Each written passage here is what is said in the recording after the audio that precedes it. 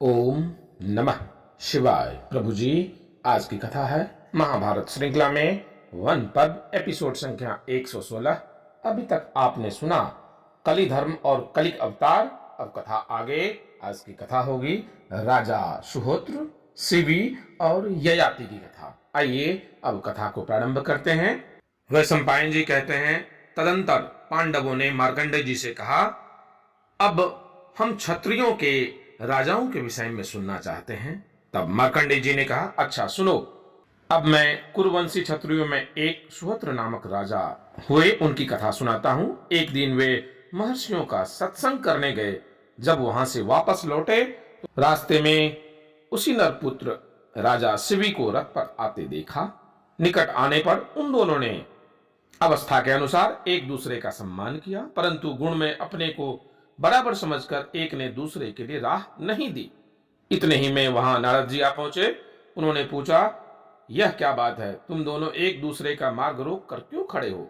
वे बोले, मार्ग अपने से बड़े को दिया जाता है, हम दोनों तो समान हैं, अतः कौन किसको मार्ग दे।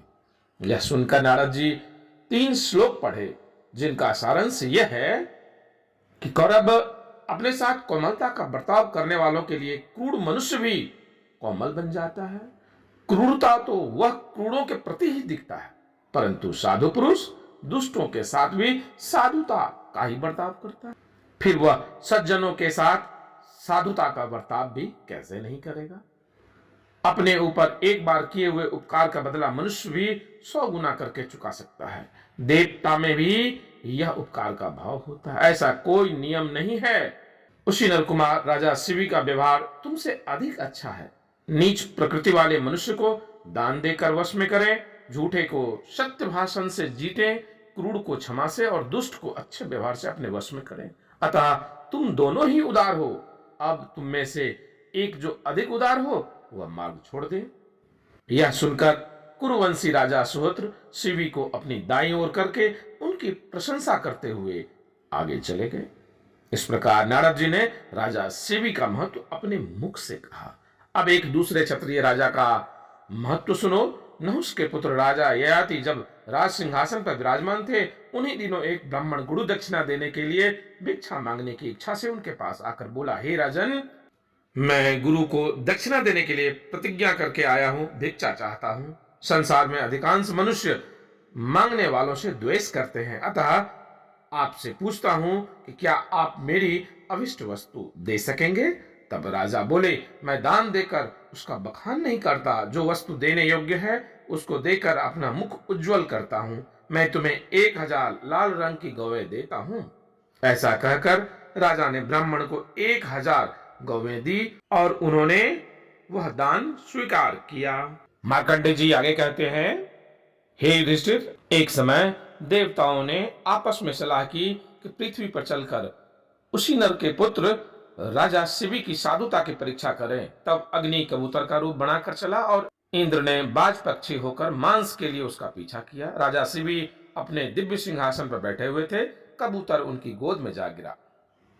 कबूतर ने कहा, महाराज, बाज मेरा पीछा कर रहा है, उससे डरकर प्राण रक्षा के लिए मैं आपकी शरण में आया हूं। वास्तव में मैं कबूतर नहीं हूं, ऋषि हूं।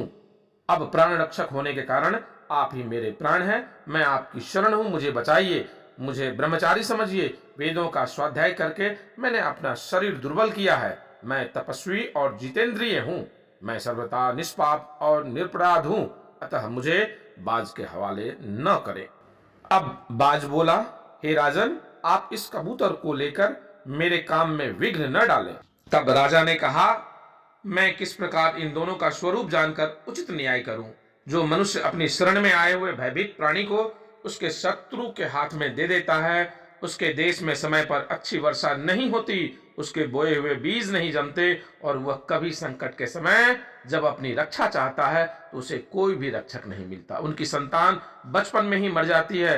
उसके पितरों को पितृलोक में रहने का स्थान नहीं मिलता। वह स्वर्ग में जाने पर वहां से नीचे धकेल दिया जाता है। इंद्र आदि देवता उसके ऊपर वज्र का प्रहार करते हैं। इसीलिए मैं प्राण त्याग कर दूंगा, पर कबूतर नहीं दूंगा।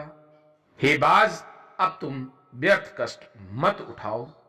बाज बोला, राजन, अपनी दाई जंघा से मांस काटकर इस कबूतर के बराबर तोलो और जितना मांस चढ़े वही मुझे अर्पण करो। ऐसा करने पर कबूतर की रक्षा हो सकती है। तब राजा ने अपनी दाई जांघ से मांस काटकर उसे तराजू पर रखा, फिर वह कबूतर के बराबर नहीं हुआ। फिर दूसरी बार रखा तो भी कबूतर का ही पलड़ा भारी रहा। इस प्रकार क्रमशः उन्होंने अपनी सभी अंगों का मांस काट काट कर तराजू पर चढ़ाया, फिर भी कबूतर ही भारी रहा।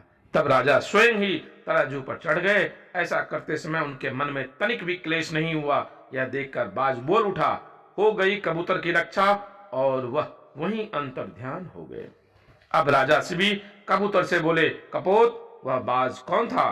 कबूतर ने कहा, वह बाज साक्षात इंद्र थे और मैं अग्नि हूं राजन। हम दोनों तुम्हारी साधुता देखने के लिए यहाँ आए थे। तुमने मेरे बदले में जो यह मांस तलवार से काट कर दिया है, इसके घाव को मैं अभी ठीक कर देता हूं। तुम्हारी जंघा के इस चिन्ह के पास से एक यशस्वी पुत्र उत्पन्न होगा, जिसका नाम होगा कपोत्रोमा। यह कहकर अग्निदेव चले गए।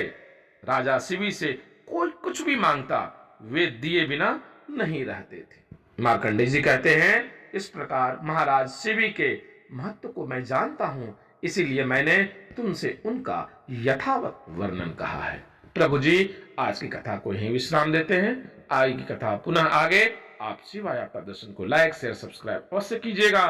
शीघ्र मिलते हैं अगली वीडियो में, तब तक के लिए ओम नमः शिवाय।